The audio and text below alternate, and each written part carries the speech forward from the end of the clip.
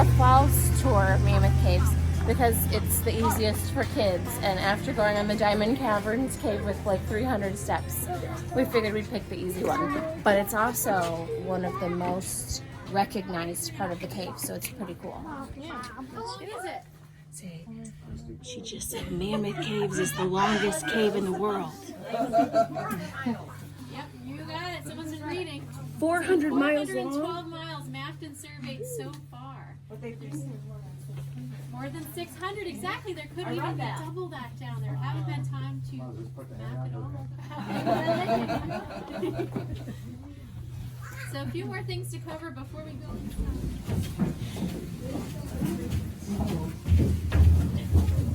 Hello? Watch your head, Mom. Watch Lincoln's head. Mom, watch your head, watch Lincoln's head. I'm told my age is 12, so I can do it. I never thought about that. I never thought that it would be short.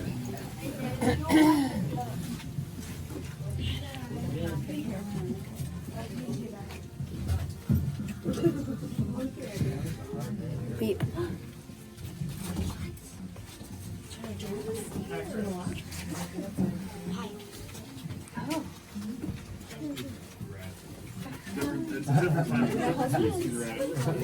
Lincoln, it's so cool. So cool. What you think, Tay? Standing. We're from Chicago, so we're pretty used to that.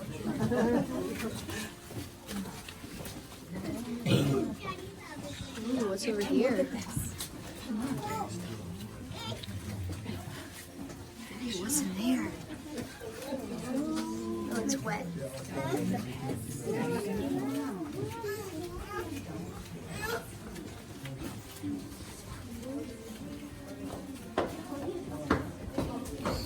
Watch your head.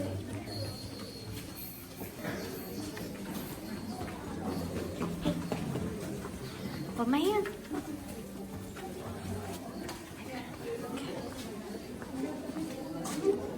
To see that nest back there? What do you think of that?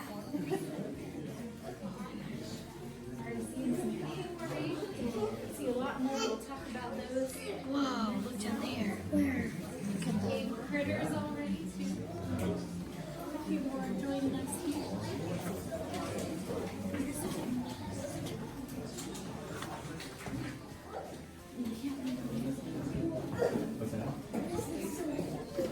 What's in a cave? Bear. A pack rat. That's a good guess. Bear. Bears sometimes live in caves, but not in this cave. We haven't seen a bear in Mammoth Cave National Park, or the area that was just called Mammoth Cave before the national park. We haven't seen a bear here for 100 years. But in other caves, surely you may find bears in the entrance.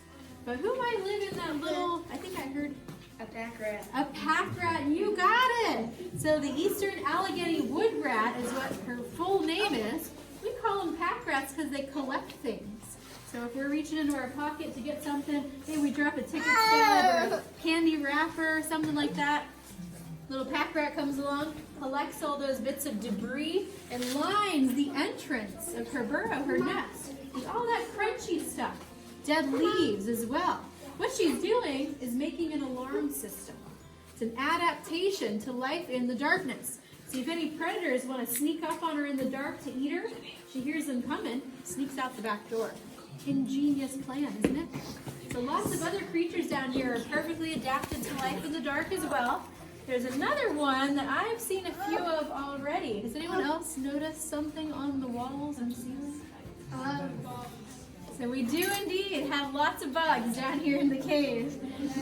Now at first glance they look like spiders, but most of these are actually cave crickets. So I'll light some up on the wall over here if you haven't seen any yet. Here they are. Oh, wow. So look kind of like daddy long legs spiders at first, but if you get close enough to count the legs, there's six legs, not 8. So they're actually insects. And if you look even closer, you see those 2 really long antennas in the front. Those beautiful antennas. So that's their adaptation to life in the dark. They use those to feel their way along the rock walls, the rock surfaces, but they also have scientific instruments attached to those antennas. Yeah, they can sense the air currents, the wind coming from little cracks and crevices. They can sense, I don't know, take a big nap in a dark room. Doesn't that sound like Thanksgiving Day? Big meal, nap in a dark room. Eventually you have to use the bathroom, right? There's no cave cricket porta potties down here, my friends. It's another reason not to touch the rocks. Yeah. Talking about cricket guano. What's guano? It's their poop. Yeah, so all this black stuff along the rocks, for folks over here, sounds really gross, but it's a very important part of the cave ecosystem. Lots of other creatures rely on the cave crickets to bring nutrition into the cave. You go up there, they eat all that nutrition, come back underground to hide from predators like our cave salamander. They eat the crickets themselves. Our eyeless cave beetle comes along and digs up the cricket eggs out of the dirt and eats those. And then lots of microscopic animals eat the cricket guano, their poop. The circle of life. I'm so sorry. So down in the underground rivers, far below our feet, aquatic creatures, perfectly adapted to life in the dark. Eyeless cave fish, eyeless cave crayfish, and the tiny little endangered, about an inch long, eyeless Kentucky cave shrimp. Little freshwater shrimp found nowhere else on planet Earth. So truly unique and special creatures living down here in this unusual environment, right? Of course, we already mentioned bats. You don't see too many of them anymore, but they're down here sometimes as well. So, before we move on, start talking about these beautiful formations up ahead. I have an opportunity to offer you all. Would you like to see Mammoth Cave as the crickets see it when we're not here in the dark?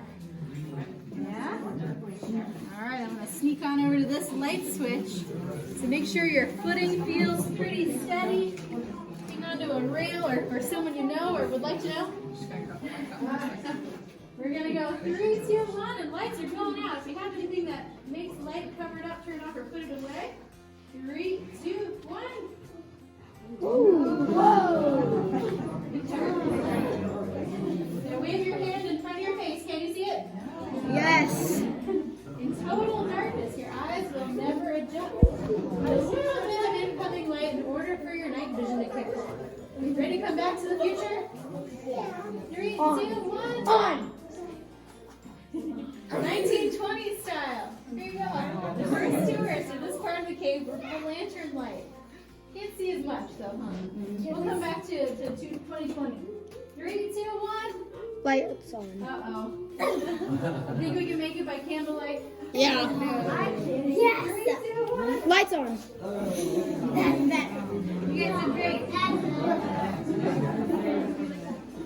So any questions before we go see some more cave? Anything on your mind? I wondered, do any things drop from the ceiling, like spiders or? So fortunately, these crickets, they try to avoid us. When we walk by, you'll see them kind of scurry.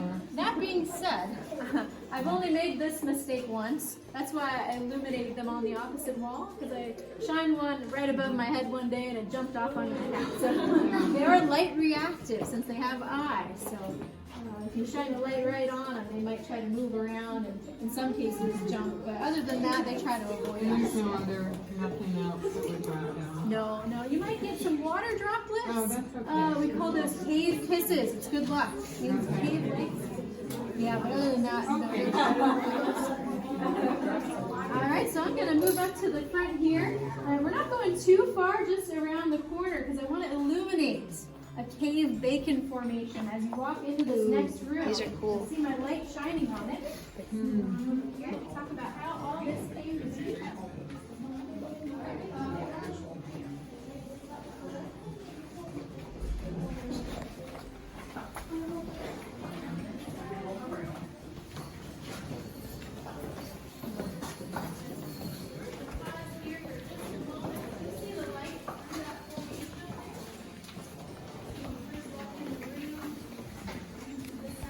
Watch your head.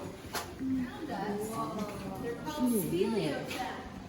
Speleothems, just means cave formations. You come sit down. Look up. Where? Cool. More of these up ahead. Just wanted to shine my light through this one. Now around the corner here, we'll see plenty more formations above us. There'll also be a fence to your right. You can look over the fence down below to Crystal Lake. It will be in a narrow area, so you have to watch your head and your step and use the fencing for support through there. Let's go see some more cave. Ready? You think it's cool? I'll take that as a yes. That's a yes for Jay. And this is And this is a yes. And wow.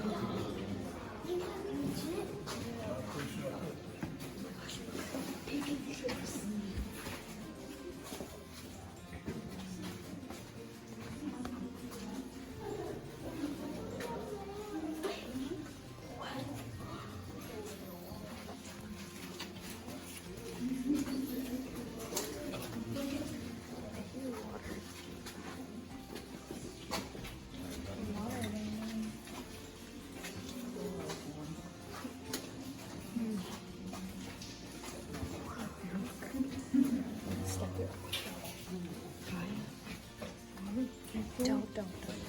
I'm gonna drop your phone. I'm gonna drop it. I'm not gonna drop your phone. It's my phone? Yeah. if you drop my phone, you would buy me a new one. Don't hit you.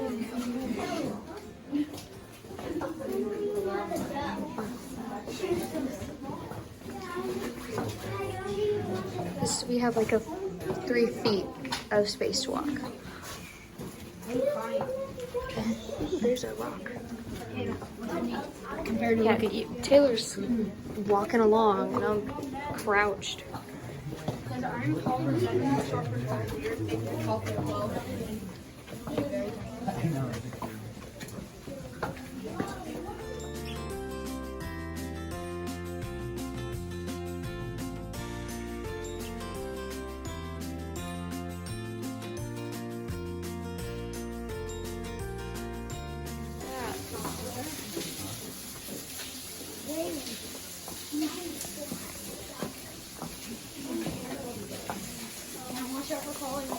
Shush. Ooh, it's slick. Be careful.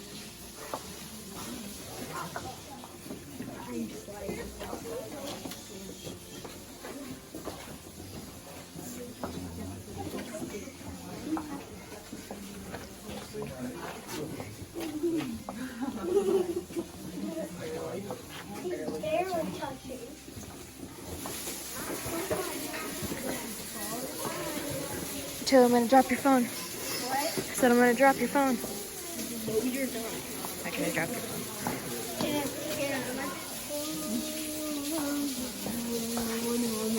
Watch out, this is water.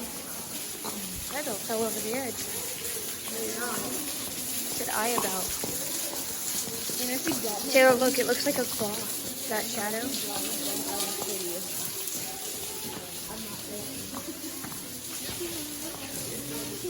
On that branch, just watch your step up here. It won't stay in this accident.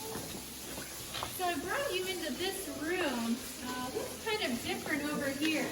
Now you may be thinking, hey Ranger, did you take a wrong turn? I just saw the frozen Niagara back there. You're right, we just passed it. We'll head back that way in just a moment. We'll see it up close and personal. But in this room, things are much different. What's missing over here? Stalactites. There's no formations. Now, folks, this is classic Mammoth Cave. This is what most of it looks like. Huge, wide open canyon-style passages, no incoming dripping water, and no formation. Yeah, so much different than what we just saw. So how did all this come to be? 2 steps involved here. Step 1 is your rock formation. Step 2 is cave formation. Oh, so now you can do it at home. Step 1, step 2. You too can have exciting cave in your backyard. So let's dive in a little deeper. Rock formation. Limestone rock is what we see all around us here. It formed at the bottom of an ancient, shallow tropical sea. And we know this because of some of the clues left behind as fossils in our limestone rocks. We find fossils of ancient sea creatures, the teeth of sharks, little seashells from animals called brachiopods, funny looking echinoderms that look like starfish on a stalk. But the number one fossil we find are corals.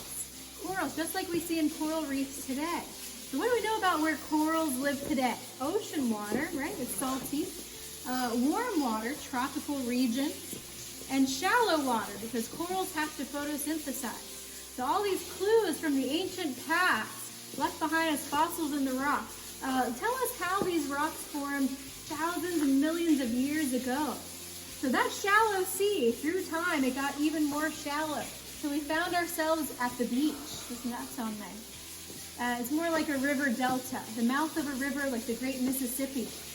The ancient Michigan River was coursing off the continent, bringing with it silt, sand, river gravel, different kinds of particles, laying those down on top of our limestone. It all solidified and pressed down through time, giving us a cap rock far above our limestone rock of sandstone and shale. Now these two rock types, the limestone around us, the sandstone far above on the ridge top, they're important because they have different properties. Now the limestone rock is soluble, it's easily dissolved by running water like we hear back there, but the cap rock of sandstone is more resistant, not easily eroded, so it acts like a roof or an umbrella over most of Mammoth Cave. So most of Mammoth Cave, like this room here, this section, far above us, it's protected by that sandstone roof. So we don't see water dripping in through the ceiling. Therefore, no cave formations. So for most of Mammoth Cave, that's where the story ends. It looks just like this. So very unusual, not what you expect to see when you think of a cave, right?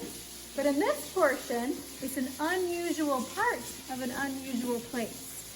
So here, we've run out of roof. The hill is sloping down into the valley. We came in the side of the ridge. There's no cap rock over here. It's been eroded away far above on the ridge top. The limestone is exposed directly to the rainwater and the surface water above, so water is able to soak directly into the limestone rock and leave behind these beautiful formations. You want to go see them? Let's start heading back that other direction. Now this is your optional side trip up here. If you want to add those extra 98 or so stairs, follow me down the stairs to the left. We'll be underneath the frozen Niagara in a small, highly decorated room called the Drapery Room. We'll be down there maybe 2 or 3 minutes, talk about a few more things, then we'll come right back up. So if you want to skip the stairs, you can either hang out up top here, or you can come down the right-hand path to just go halfway to a landing. Let's go check it out. Follow me.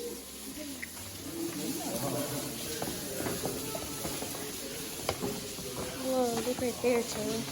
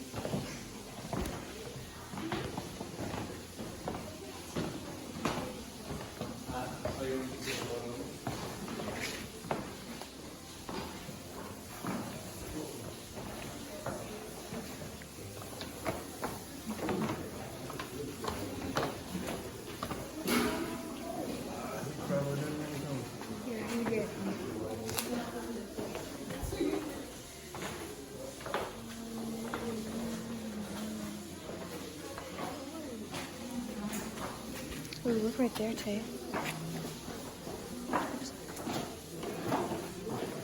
You think it's cool? I'm gonna go back up.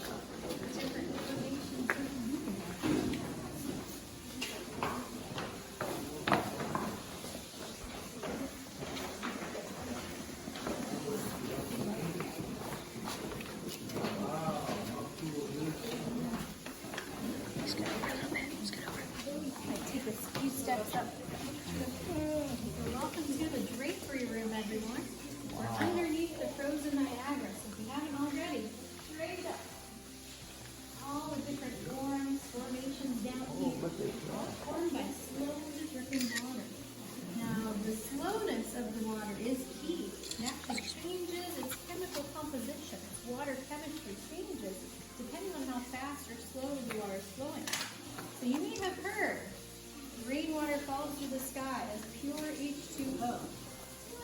exactly true. As it interacts with the atmosphere, the air picks up a little bit of carbon dioxide.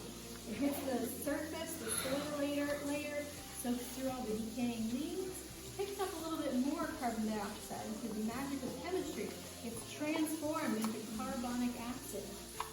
That sounds scary. There's carbonic acid dripping out of the ceiling. I got dripped on, but my jacket seems to be okay. It's not dissolving away, thankfully. Carbonic acid is just a very mild, very weak acid. It's actually the same thing, carbonated water that's in your soft drinks. So we ingest the bubbling carbonic acid into our soda. So that carbonated water, carbonic acid, carving out the limestone of the cave. So here, the water's dripping in very slowly. The water droplet can hang on the ceiling or at the edge of a stalactite for hours, sometimes days. What happens to your soda pop if you let it sitting out for hours or days? So it's flat. It loses its carbon dioxide. It's no longer acidic. Can't hold on to those minerals in solution any longer. As it drips away, it leaves behind. It redeposits a little bit of that limestone rock in the shape of the dripping water where it flows. It's a very slow-growing process.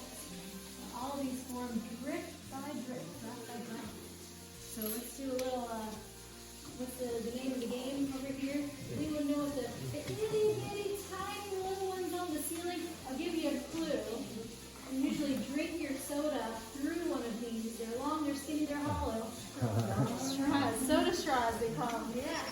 And then they seal themselves over and grow into a stalactite. Stalactite has to hang on tight to the ceiling, drips down to the floor, maybe grows upward as a stalagmite. It might reach the ceiling. They grow together and form a column. Is that what you call it? So people call them pillars. So here in Kentucky, we rest our head on pillars at night. So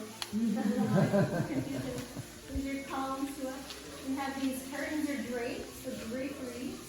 The namesake of this room. And then, of course, this small one here, the same thing that the frozen Niagara itself is, this is a flow stone. So the water is emerging between two layers of limestone rock and dripping down the wall, leaving behind limestone as it goes. And this one has some iron impurities. You can see the golden color. We call this the golden fleece. It's a little bit hard to get the color with the amber colored lights down here.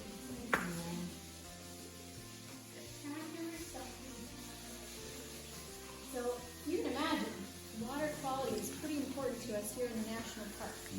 And all 412 miles of cave exists as a big tangled web, a big noodle bowl, flipped upside down underground, a big tangled web of passages under an area on a map of about 50 square miles.